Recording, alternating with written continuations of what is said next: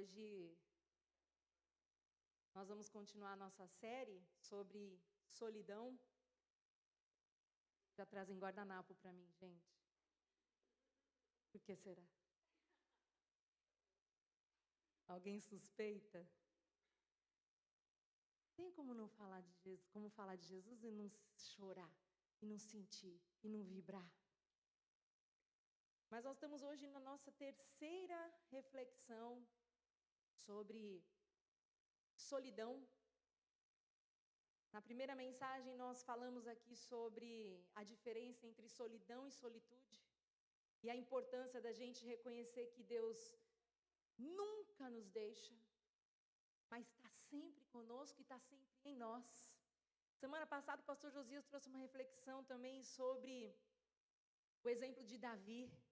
Lindo!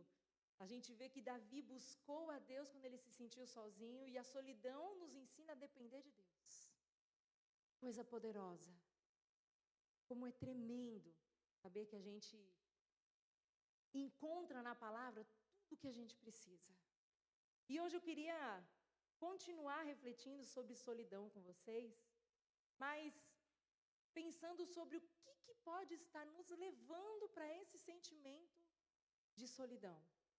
O que pode estar nos fazendo sentir essa solidão, nos sentirmos sozinhos e, por conta disso, estarmos vivendo uma vida diferente do que Deus quer que nós vivamos. Deus quer que nós vivamos a vida plena, a vida Zoe, que é a vida que é plena, cheia de Deus, é a vida de Deus em nós.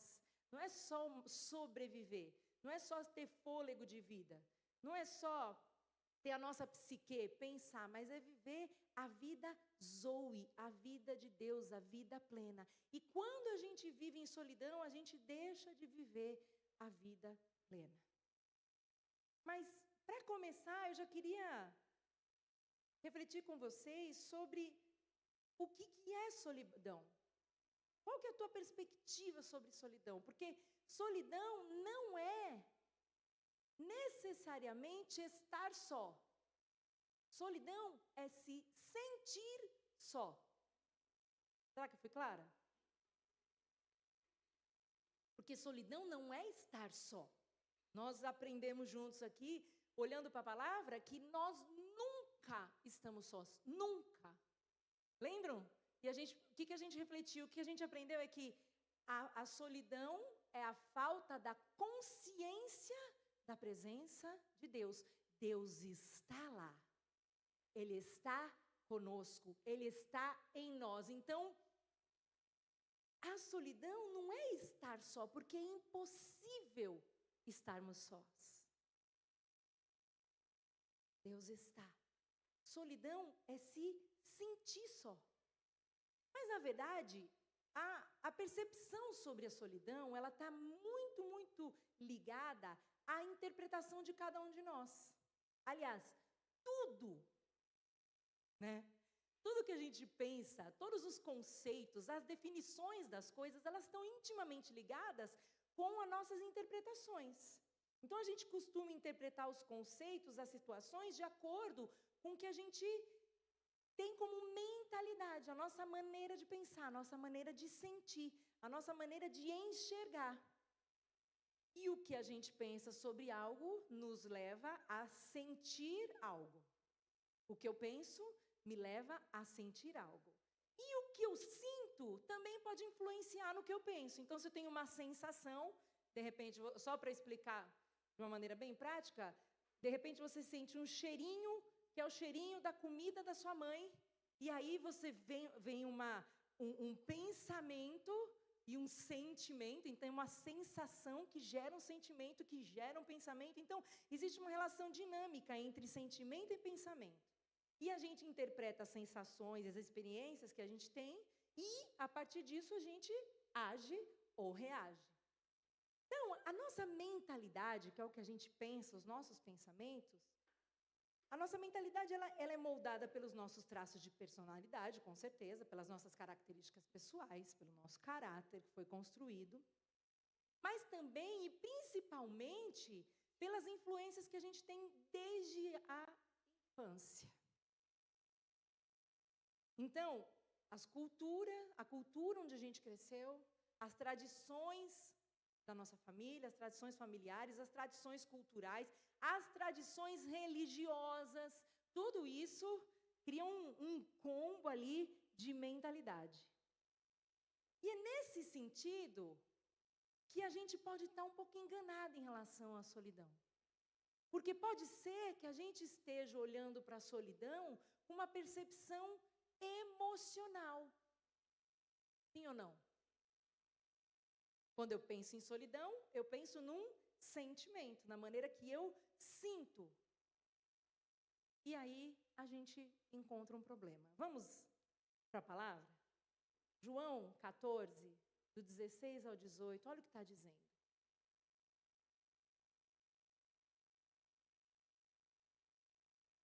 E eu pedirei ao Pai, e Ele dará a vocês outro conselheiro, para estar com vocês como?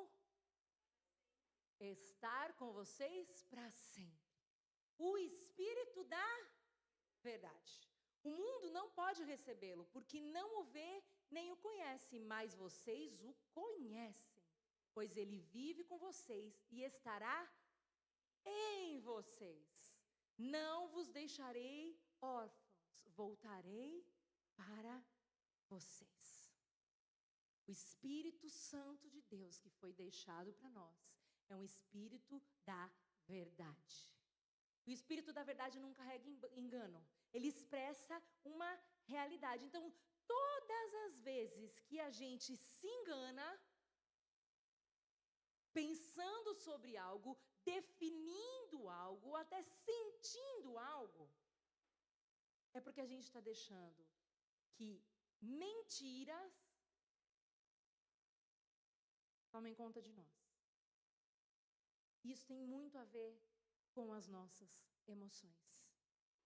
Porque nessa perspectiva, eu estou deixando que as emoções estejam acima do que o Espírito Santo de Deus.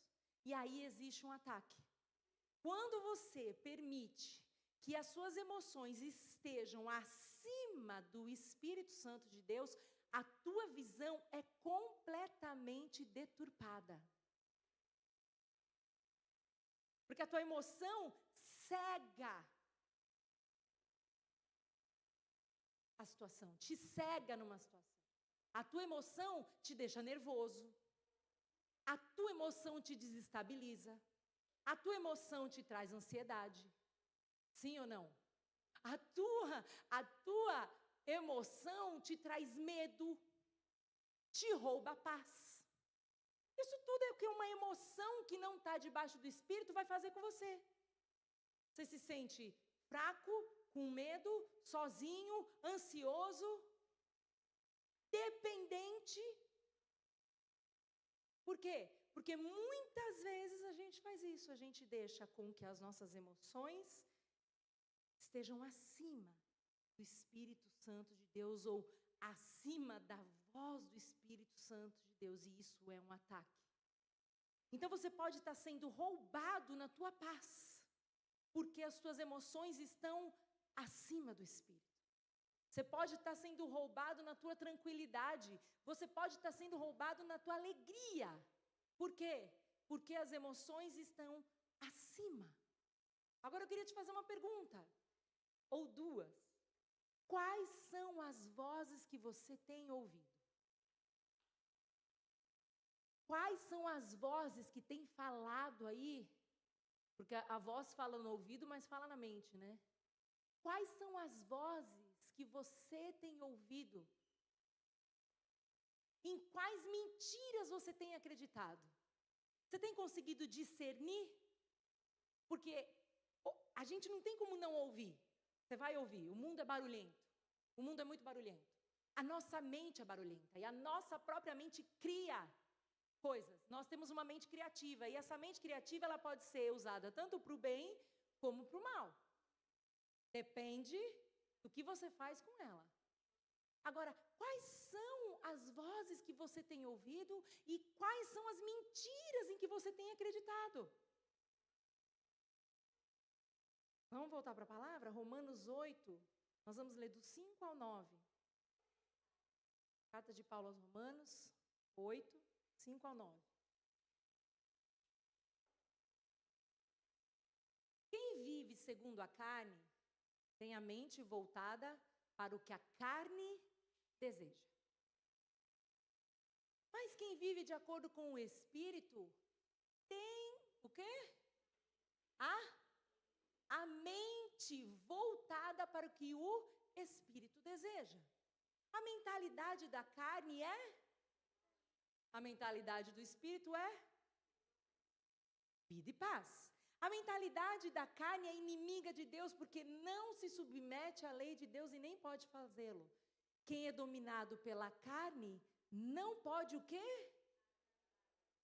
Aí deu uma piorada. Porque além de estar sendo assaltado, além de estar sendo roubado, além de não ter paz, além de não ter alegria, além de não ter vida, você ainda desagrada o Pai. Entretanto, vocês não estão sob o domínio da carne, mas do Espírito. Se de fato o Espírito de Deus habita de novo em vocês. E se alguém não tem o Espírito de Cristo, um outro problema, não pertence a Cristo. Então você não tem paz, você não tem vida, você não tem alegria, você está se sentindo sozinho, você está se sentindo desamparado, está um caos. Aí você ainda desagrada a Deus. E por último, não tem Espírito. Não pertence a Cristo. E aqui a gente encontra uma coisa interessante, né? Porque muitas vezes a gente pensa, o mundo pensa muito isso, que a batalha entre a carne e o espírito é uma coisa só da nossa carne. A gente pensa de maneira errônea e limitada em relação a isso. Porque a gente acha que a carne é só o que o corpo deseja. Normalmente, quando a gente fala das coisas da nossa carne, você fala, é um desejo, é algo que foi mais forte que eu, é a minha carne, é o meu corpo. Não é só isso. Ele não está falando aqui só os desejos do nosso corpo, os desejos corporais. A mentalidade da carne é a mentalidade que não está sujeita ao Espírito. A mentalidade da carne é a mentalidade que tem a maneira humana e carnal de viver. E não está sujeita à maneira espiritual de viver. E a maneira espiritual de viver é diferente. A maneira carnal, ela se sujeita às emoções. A maneira espiritual, na maneira espiritual de viver, as emoções se sujeitam ao Espírito. Então, não estou dizendo aqui que a gente não tem emoções. Nós temos emoções. Deus nos fez com emoções. Se você não for emoção, você vai ser um robô. Hoje em dia está cheio de robô por aí. Dias um amigo nosso, a gente estava na frente de uma pizzaria, um amigo nosso entrou no celular, digitou umas coisas lá, o carro dele veio até onde a gente estava. Tim, tim, tim, tim, tim, o carro saiu do estacionamento sozinho, não tinha ninguém dirigindo. Não preciso falar a marca do carro. Agiu, fez o que precisava, fez. Tem emoção? Não, é um robô. Mas age, reage, faz acontecer. Agora, o que a gente está fazendo? Nós estamos vivendo a mentalidade, de acordo com a nossa mentalidade pecaminosa, permitindo com que as nossas emoções e, por consequência, os nossos desejos nos dominem? Se a raiva está me dominando, quem está acima? Se qualquer tipo de desejo tem influenciado o meu pensamento, eu já não estou vivendo pelo Espírito. Eu estou vivendo pela carne. Agora, o que tem nos influenciado? Quais são os tipos de influência que você consegue ver na tua própria vida? O que você tem permitido que esteja ao seu derredor? Porque a gente escolhe ambientes. A gente escolhe mesas. A gente escolhe o que a gente põe diante dos nossos olhos. A gente escolhe. Existe uma coisa no Evangelho chamada responsabilidade. A graça foi derramada sobre nós. Nós somos completamente perdoados, limpos, santificados, justificados. Que tremenda obra! Mas a graça nos traz responsabilidade. Responsabilidade, o que você vai fazer? Porque agora você já tem em Cristo e pelo Espírito o poder de não pecar. Vou falar de novo. Nós que cremos, nós que nascemos de novo, temos em nós o domínio sobre as nossas atitudes. Você tem. Enquanto você achar que você não tem, enquanto você ficar dizendo para você mesmo, eu sou humano, mas eu sou humano, né? Enquanto você continuar dando desculpa, você vai continuar tendo que lidar com os seus próprios erros. Agora, quando você tomar posse dessa salvação de uma vez por todas, você vai entender que você tem domínio sobre o que você faz, sobre o que você vê, sobre o que você coloca diante dos seus olhos, sobre as influências, sobre inclusive as mesas onde vozes, você sabe muito bem que tipo de voz vai ser dita ali. E se você estiver preparado para transbordar e ser a voz, eu queria te falar, senta, porque Jesus fazia isso. Jesus não fugia de mesa, então não acha que é fugir de mesa. Às vezes a gente acha que tem que fugir de mesa, sabe por quê? Porque a gente está fraco demais para combater.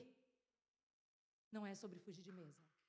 É sentar na mesa com a convicção de que a gente está cheio para transbordar o que precisa ser dito.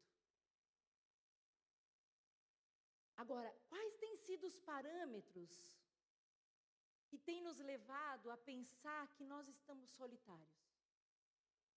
O que te faz pensar que você está vazio?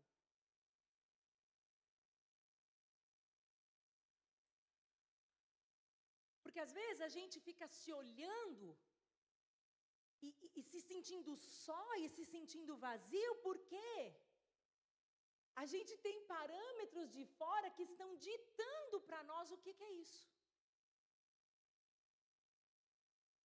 A solidão, eu falei isso no primeiro dia, ela tem a ver com a sensação de falta de pertencimento, sim ou não? Você acha que você não pertence. Você acha que você não faz parte. Certo? Só que a minha pergunta para você é a seguinte, se você pertence a Cristo, você tem que temer não pertencer a alguma mesa? O pertencimento é tudo que Ele te deu a reconexão, Ele te fez sentar à mesa. Nós somos pertencentes de um reino, nós sentamos juntos. Agora, os parâmetros do mundo não devem ser validados por nós, porque o que o mundo está dizendo tem princípio, tem valor diferente do nossos. As metas do mundo são diferentes das nossas, os objetivos do mundo são diferentes das nossas. E os filmes, as séries, as músicas, tudo que você tem colocado, muito provavelmente na frente dos teus olhos, tem corrompido a tua maneira de pensar e você não percebeu ainda. E você diz, não, mas não tem nada a ver, assistir uma série não tem nada a ver, não tem nada a ver mesmo. Se você estiver convicto da tua fé, se você puder sentar ali e no teu coração conseguir confrontar aquilo que você está ouvindo, está tudo bem. Agora o que está acontecendo é o seguinte, a gente não lê a Bíblia, porque a gente não tem tempo. Mas a gente consegue assistir uma série de não sei quantos episódios. Porque quando eu começo eu tenho que terminar. Parabéns! Está se enchendo de coisa que o mundo está colocando dentro de você. E aí, na hora que você estiver no seu momento ali de solitude, o que você vai pensar? Eu não estou em solitude, não. Eu estou sozinho, eu não tenho ninguém, eu não sou nada, eu não pertenço a ninguém, porque os meus parâmetros são aqueles lá.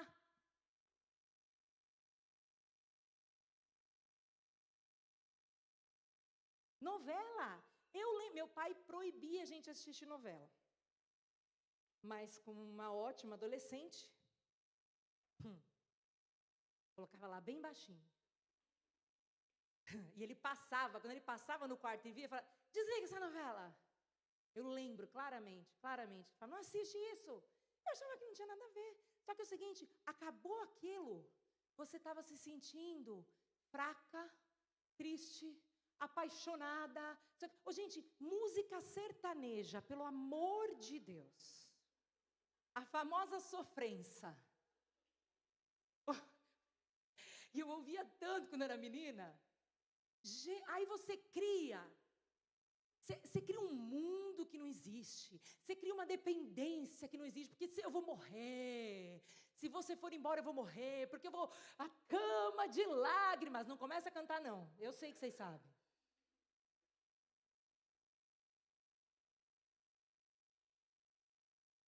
O fio de cabelo, eu sei que vocês sabem. O meu paletó. Agora, eu lembro que eu ouvia aquilo e aí eu ficava me sentindo tão fraca, tão frágil, tão dependente do outro. E isso é terrível. Isso é terrível. Você vai ouvindo aquilo e aquilo vai dominando a sua emoção e vai dominando o seu cérebro e vai moldando a tua maneira de pensar e vai corrompendo uma maneira sadia de pensar e vai fazendo você se comparar. Isso é um assalto do inimigo. E a gente não está falando só de crianças, adolescentes aqui, não. Estou falando de adulto. Você pode terminar de assistir algo e se sentir dentro daquilo e começar a olhar para si como que se estivesse no meio daquilo. E de repente está com a mente toda bagunçada. Nas redes sociais, todo mundo é feliz o tempo todo. É uma felicidade. Todo mundo é rico. Todo mundo viaja. Todo mundo tem o melhor casamento do mundo. Todo mundo tem as melhores oportunidades do mundo. E aí você começa a se comparar e começa a pensar, todo mundo tem os melhores amigos, eu não. Todo mundo é convidado para todas as festas, eu não. Porque tudo se posta, né?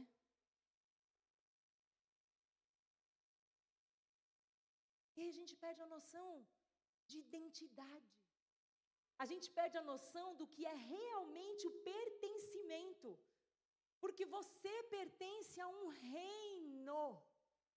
Você é chamado filho, você senta numa mesa e desfruta de banquetes. É isso que a palavra diz. Que na presença dele, a gente tem banquetes. Você senta, você não está sentado com uma pessoa, você está sentado ou sentada com o rei. O rei te chamou para a mesa. E todos os dias você tem a oportunidade de acordar e dormir sentando na mesa, desfrutando de um banquete que te enche, que te preenche. E você e nós podemos estar desprezando este pertencimento.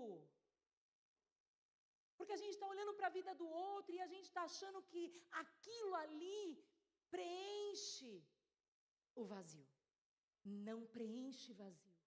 Aquilo é distração, aquilo é momentâneo. E como eu disse, distração, ela nunca vai preencher o teu vazio. Ela vai ocupar um espaço no teu coração e muito provavelmente no teu tempo. A distração toma teu tempo, a distração rouba teu tempo. Mas ela não preenche o teu vazio. No dia seguinte você está vazio de novo. E aí você precisa de doses maiores daquilo que você acha que te preenche, daquilo que você acha que você não pode viver sem. Seja o que for. Pode ser chocolate, o que for. Por quê? Porque a gente está achando que a vida é uma ilusão. Porque a gente está se comparando com os outros, porque a gente não entendeu ainda que a gente faz parte do reino. Senta na mesa e tem tudo o que precisa. Porque a verdade é que muitas vezes a gente tem inveja de quem está melhor que a gente. Porque é esse tipo de sentimento que vai ser gerado no coração. Não adianta falar que não. Essa é a verdade, a comparação vai te trazer inveja. Pode negar, quer negar, nega. Não é. É verdade. A ilusão de que tudo tem que ser perfeito, de que tudo vai dar certo. Eu vou ter uma notícia para vocês. Não vai. Nem tudo dá certo. Ou tem alguém aqui que tudo na vida deu certo, desde que você começou até hoje. Deu tudo certo? Não. E não vai dar. Tem coisa que não vai dar certo. Porque não é sobre a tua perspectiva. A tua perspectiva de certo não é a perspectiva de Deus. Porque o dar errado para Deus, no reino as coisas são invertidas. Tem um livro muito, muito bom que chama O Reino de Ponta Cabeça. Leiam. Excelente. No reino as coisas são invertidas. Então, o que para você deu errado, para Deus está dando muito certo. Agora, acontece que a gente olhando para o mundo, olhando para o que tem dito, que o mundo tem dito para nós, a gente não quer ter desconforto. Ninguém tem desconforto. Ninguém tem frustração. Ninguém chora. Oh, gente, isso é mentira, porque no Evangelho a vida dói. Vou falar de novo. No Evangelho, viver dói. E eu queria te convidar, fica. Fica com dor. Porque essa dor que te cura. Esse desconforto te transforma, mas depende do que você vai fazer com isso. Se você está achando que vai chegar uma hora em que vai estar tudo só quando nós nos encontrarmos com Ele, essa é a promessa. Aí sim. Mas enquanto você estiver no mundo, a vida dói. Para viver o Evangelho, você vai precisar sofrer. E eu corro o risco de sábado que vem não ter ninguém mais aqui nessa igreja, né? Mas eu sei que vocês já entenderam. E eu sei que vocês estão dispostos, porque Evangelho não é brincadeira. Porque eu não posso me corromper ao ponto de falar para você outra coisa. Eu não posso me corromper, olhar para você e tentar... não, o que eu posso te garantir é que no sofrimento Ele está com você. É que no sofrimento você vai sentir uma paz que nunca sentiu. Que no dia do teu choro Ele vai te carregar no colo. Que no dia do desconforto Ele vai falar, peraí, eu estou no controle, não é você. Abre mão, deixa eu fazer. Eu estou contigo, eu estou contigo, eu estou contigo e mais. Se você deixar, eu estou em você. É complexo e simples assim. Vamos para a Bíblia de novo. João 16, nós vamos ler do 5 ao 33.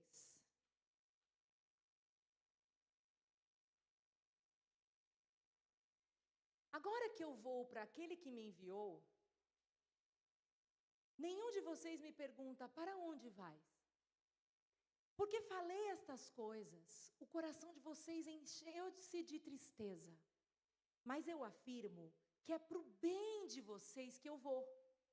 Se eu não for, o conselheiro não virá para vocês. Mas se eu for, eu o enviarei. Quando ele vier, convencerá o mundo do pecado, da justiça e do juízo. Do pecado, porque os homens não creem em mim. Da justiça, porque vou para o Pai e vocês não me verão mais. Do juízo, porque o príncipe deste mundo já está condenado. Tenho ainda muito que dizer, mas vocês não podem suportar agora. Mas quando o Espírito da verdade vier, Ele os guiará a toda a verdade. Não falará de si mesmo, falará apenas o que ouvir e anunciará a vocês o que está por vir.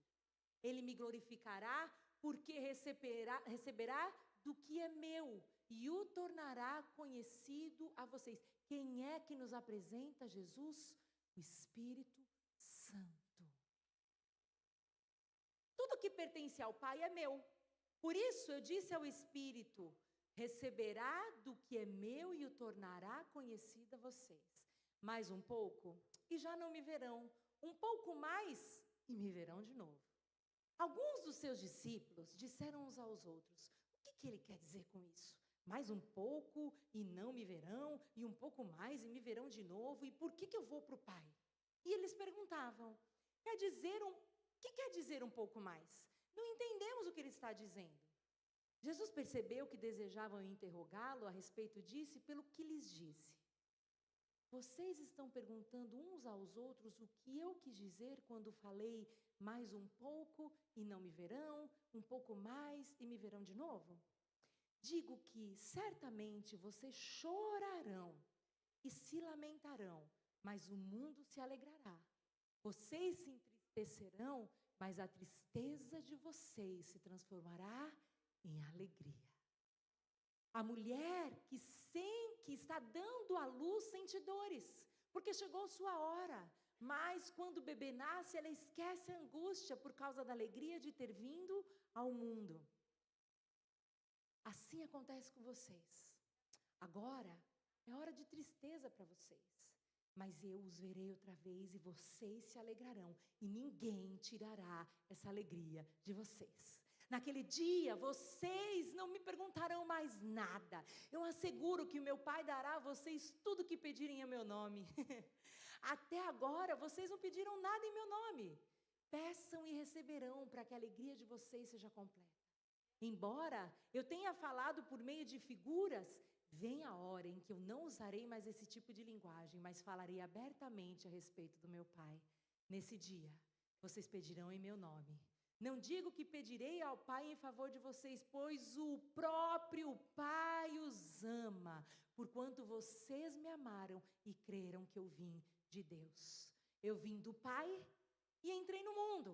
Agora, deixo o mundo e volto para o Pai.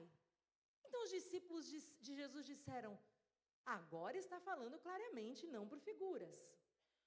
Agora podemos perceber que sabe todas as coisas e nem precisa que te façam perguntas, por isso cremos que vieste de Deus. Jesus respondeu: agora vocês creem? Aproxima-se a hora e já chegou, quando vocês serão espalhados, cada um para sua casa. Vocês me deixarão sozinho, mas eu não estou sozinho, porque o Pai está comigo. E eu disse essas coisas para que em mim vocês tenham paz. Neste mundo, vocês terão aflições. Contudo, tenham ânimo. Eu venci o mundo. Amém. Podia ficar lendo aqui horas. Que coisa deliciosa que é ouvir a voz de Deus. Como é maravilhoso ter essa revelação. Agora ficou claro que ele precisava sair. Ficou claro que ele precisava morrer.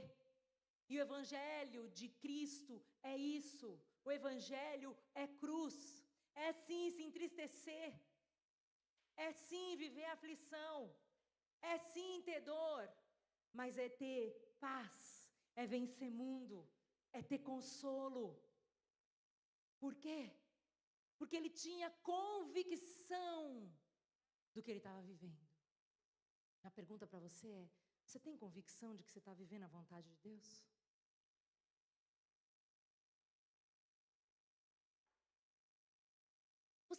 Eu vou fazer uma pergunta aqui que eu nunca fiz. Você tem certeza que Deus te ama? Outra pergunta: você costuma se lembrar disso? Porque quando você está com medo, eu tenho a impressão de que quando a gente tem medo, a gente dá uma esquecida. Eu tenho a impressão de que quando a gente está se sentindo só, é porque a gente não está tão convicto desse amor. Porque quem não tem convicção do amor de Deus, ou ainda não se encontrou com esse verdadeiro amor, está sempre questionando se é amado. Está sempre questionando se é bem-vindo, se achando rejeitado. E quem pensa assim, quem não se sente completamente amado, às vezes até provoca um isolamento. Não é que os outros estão isolando você. Às vezes você mesmo, por não se sentir amado, por se sentir rejeitado, por imaginar que você não é benquisto, você se isola, você se fecha. E aí você vive solidão. Mas quem é amado por Deus, é aceito por Deus, não precisa da aceitação dos outros. Porque a solidão, o isolamento é um problema de aceitação. Você acha que você não é aceito. Você acha que você não cabe ali, porque alguém não te convidou um dia, você já fica pensando, eu acho que eu não sou benquisto ali, eu acho que eu não sou convidado, eu acho que eu não sou amado ali. Eu queria te perguntar, onde foi que você começou a se esquecer do amor de Deus?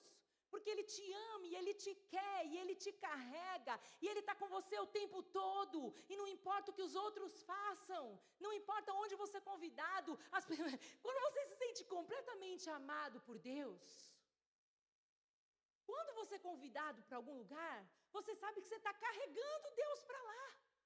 Então, quem deixou de estar com você, deixou de estar com Deus, deixou de estar com o próprio Pai, porque quando você senta perto da pessoa, o que você vai fluir? Palavra, amor, cuidado. Você vai servir os outros como se você servisse a Deus. Então, quem está perdendo se não te convidou para uma festa? Sabe de uma coisa?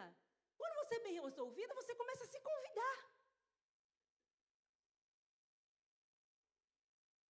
Convidaram todo mundo, não convidou. Você falou assim, eu acho que você esqueceu de me convidar. E eu não vou na casa de ninguém se eu sou convidado. Vocês me conhecem, eu sou muito restrita com isso. Mas eu estou querendo dizer o seguinte, não existe esse negócio de pensar se é quisto, se é bem quisto, se é bem-vindo. Não! Agora aqui, a gente encontra um problema. Porque quando eu estou dando ao outro o poder de me fazer aceito ou não, significa que eu estou dando ao outro o lugar de Deus no meu coração. Isso tem um nome para a psicologia, que é dependência emocional, ou codependência. É a necessidade de atenção. Você quer estar com aquela pessoa toda hora. Você tem baixa autoestima. Você acha que os outros têm que te validar. Você tem ciúme do outro, porque convidou um, não convidou você, você já está com ciúme. É possessão.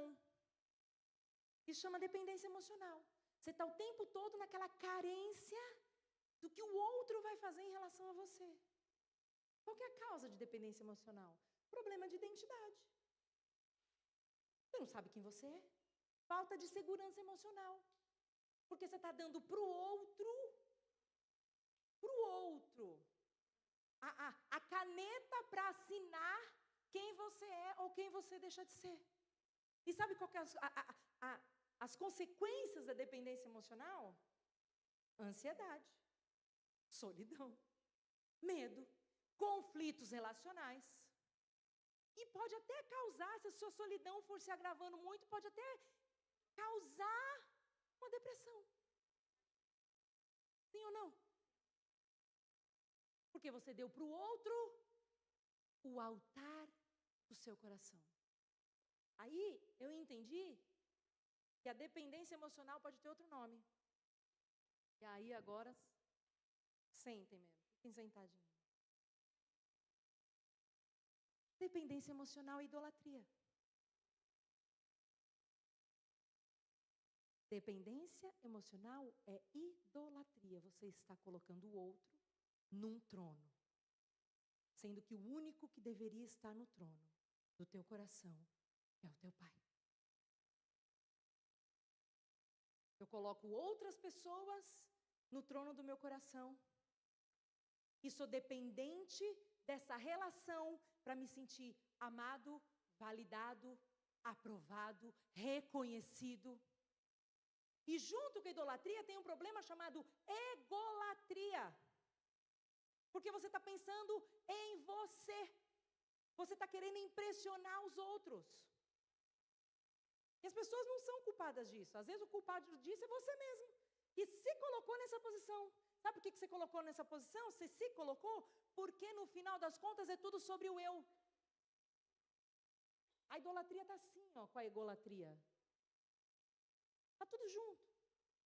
Eu quero ser aceito, eu quero ser visto, eu quero ser valorizado, eu quero ser honrado, eu quero ser reconhecido, eu quero ser lembrado, eu quero ser celebrado, eu quero mostrar para os outros que eu sou muito querido, eu quero mostrar para os outros que eu tenho muitos amigos. E sabe o que a palavra fala sobre ídolos? 1 João 5, 21, na NVI, ela fala assim: filhinhos, guardem-se dos ídolos. Tem uma outra versão, que é da Nova Bíblia Viva. Eu amo essa versão. Há muitos anos atrás eu tinha uma delas. Depois que eu vim para cá, perdi. Diz assim: meus filhos queridos, afastem-se de qualquer coisa que possa tomar o lugar de Deus no coração de vocês. Amém. E a minha pergunta é: quais são as coisas que estão tomando o lugar de Deus no teu coração? E isso pode estar envolvendo até as suas orações. Porque até a tua maneira de orar pode estar sendo afetada por isso. Porque às vezes você quer tanto uma coisa que você só vai para a presença de Deus para conquistar aquilo ali que você está querendo. Ou alguém que você está querendo, ou uma posição que você está querendo, ou uma aquisição de algo. Então você vai para a presença de Deus para quê? Para pedir. Isso está corrompendo a tua relação com Deus, e a idolatria é isso. Porque Deus não é ídolo, Ele é Pai. Ídolo é aquele que faz o que você quer. Isso pode estar afetando a nossa relação com Deus. Por quê? A egolatria e a idolatria também têm raízes na falta de identidade em Cristo. O que será que a gente está idolatrando? O que será que tem tomado os nossos pensamentos? Para pensar aí.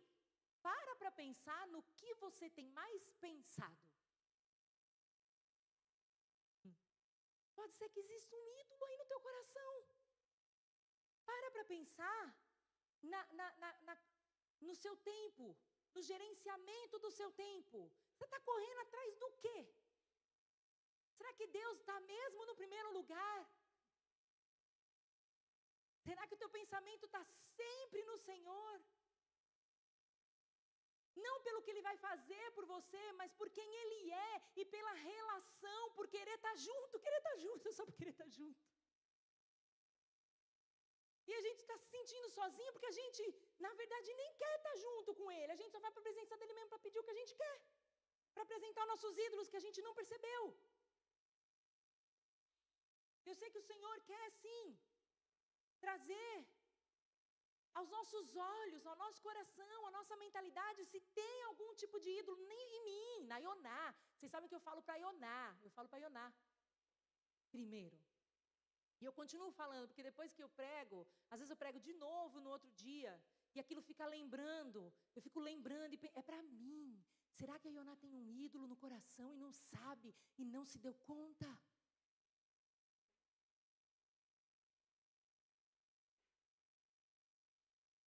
Por último, quero ler um verso com vocês, em Gálatas 2 versos. Gálatas 2, o 20 e o 21. Será que a gente pode ler junto? Podem ler em voz alta? Porque eu acho que é importante você falar isso aí para você mesmo. Fui crucificado com Cristo. Assim, já não sou eu quem vive, mas Cristo vive em mim. A vida que agora vivo no corpo, vivo pela fé no Filho de Deus, que me amou e se entregou por mim.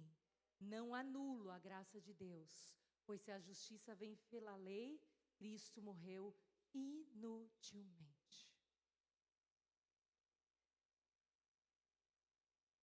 Fui crucificado com Cristo? Será que eu fui?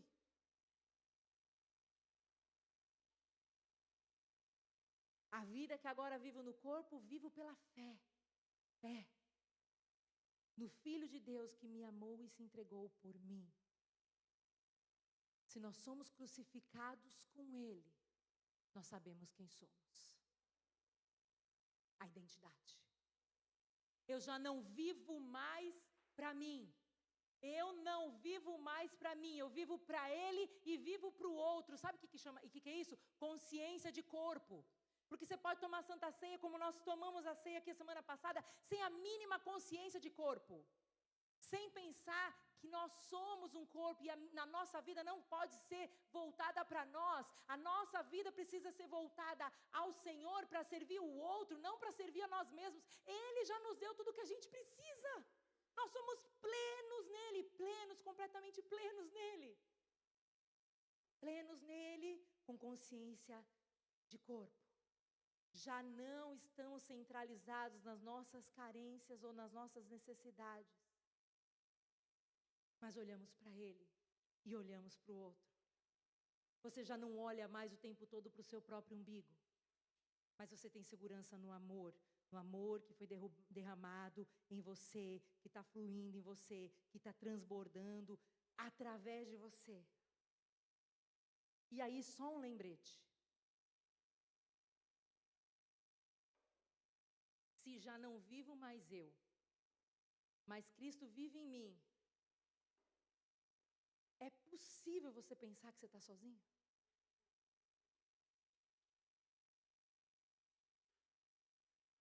Nunca mais pense que você está sozinho. Não vivo mais eu. Cristo vive em mim. Lembre a tua alma todos os dias. Não vivo mais eu, mas Cristo vive em mim. E no dia que a tua mente quiser te dizer que você está sozinho, você diz, não vivo mais eu, mas Cristo vive em mim. Engraçado que a gente já leu esse versículo tantas vezes. E a gente tem a petulância de achar que está sozinho. Mas se Cristo vive em mim, me diz, que dia que eu estou sozinha? Se Cristo me amou a ponto de se entregar por mim, por que eu ainda estou me dando o luxo de pensar que eu estou sozinha? Evangelho é caminho de dor? É. Evangelho é sofrer pela causa de Cristo? É. Se você for olhar para a vida de todos os apóstolos, pode ser que você queira fugir da tua missão. Mas a verdade é que você sabe o que fazia aqueles apóstolos terem ousadia de viver morrendo? Vocês sabem? A consciência do amor. A consciência da presença. A consciência de plenitude. Eles estavam cheios. Minha pergunta para você está com medo de quê? Você está ansioso por quê? Existe um Deus que te chama de filho e nunca te deixou só. Mesmo que você olhe para trás e você pense, não, mas naquele momento eu me senti, eu vou repetir, sentimento não é realidade. Você só se sentiu porque você não tinha a consciência que você tem hoje. Você não tinha até hoje, a partir de hoje você tem essa consciência. Ele está com você, Ele está por você, Ele está na sua frente, Ele está atrás de você, Ele está do seu lado, Ele está em cima, embaixo, Ele está. Eu acho que eu já compartilhei com algumas pessoas aqui da igreja que esses dias eu estava estudando para pregar há uns 2 meses atrás. E eu comecei a ouvir uma canção que dizia: eu estou do teu lado, eu estou acima, eu estou abaixo, eu estou na sua frente, eu estou atrás de você. E conforme eu fui ouvindo aquilo, o Espírito Santo foi me mostrando, se fosse uma bolha de amor. É como se ele fosse me blindando com amor. E eu fui sentindo aquelas palavras. E fui sentindo o Espírito falando comigo e me tomando naquele lugar. Eu comecei a chorar, porque o que eu estava sentindo ali, eu nunca senti na minha vida. Não dá para explicar. Não dá para explicar. Mas é como se eu tivesse sido batizada com o amor de Deus.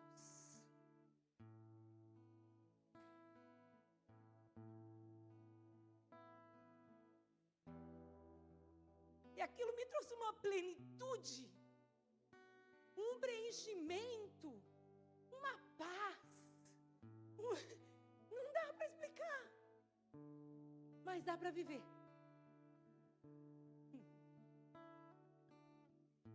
Dá para viver, e eu queria te convidar a viver. Porque depois desse encontro, você não vai sentir mais falta de nada. Você tem pessoas perto de você que você ama? Tem. Tem. É muito bom amar o outro, é muito bom ter o outro, mas você não é mais dependente do outro. Você já não está mais preocupado com o que o outro está pensando. Você está preocupado na tua relação com Deus e viver esse momento e estar junto de novo e ouvir a voz. Você já ouviu a voz de Deus? Você tem ouvido a voz de Deus? Ele fala. Nunca diga que Ele não falou. Você pode dizer que você não ouviu. Isso você pode dizer. Mas nunca diga que Ele não falou, porque Ele fala, Ele falou, Ele vai falar. E tudo que Ele quer é ter uma relação com você, para você entender que você nunca está sozinho. E Ele não está só lá no passado. E não está só aqui no presente, Ele está no teu futuro. E aí eu queria te convidar a não se preocupar mais. Ele está lá.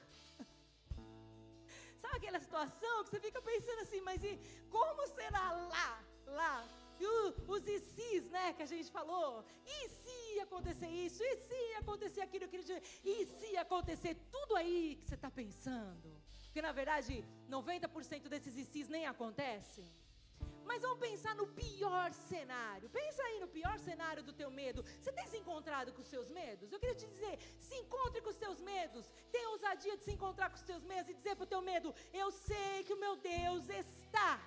Eu sei que o meu Deus estará. Ele não me deixa. Ele está comigo. Ele já está lá e Ele está em mim. Se eu estiver lá... Se eu estiver lá naquela situação, Ele está lá. Se você estiver lá, se Ele fizer você chegar até lá, significa que Ele está lá, Ele está em você. E aí acabou, não tem medo, não tem situação, não tem caos.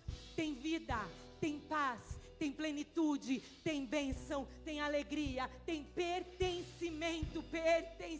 Eu queria te convidar, fica de pé, fica em pé. Queria te dizer, você pertence. E Ele tem uma mesa preparada para você, para te lembrar, você não está sozinho, você não esteve sozinho, você não estará sozinho. Mas escolha hoje dizer para Ele: nada mais me satisfaz.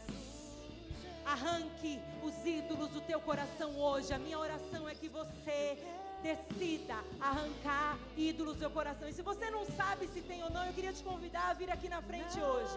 E eu não sei se eu tenho, mas se eu tiver, eu quero vir aqui, porque eu quero que o Senhor me mostre. Vem aqui, tome uma atitude de ousadia diante do Senhor e vem até aqui. Vem até esse altar e entregue ao Senhor a tua vida de uma vez por todas.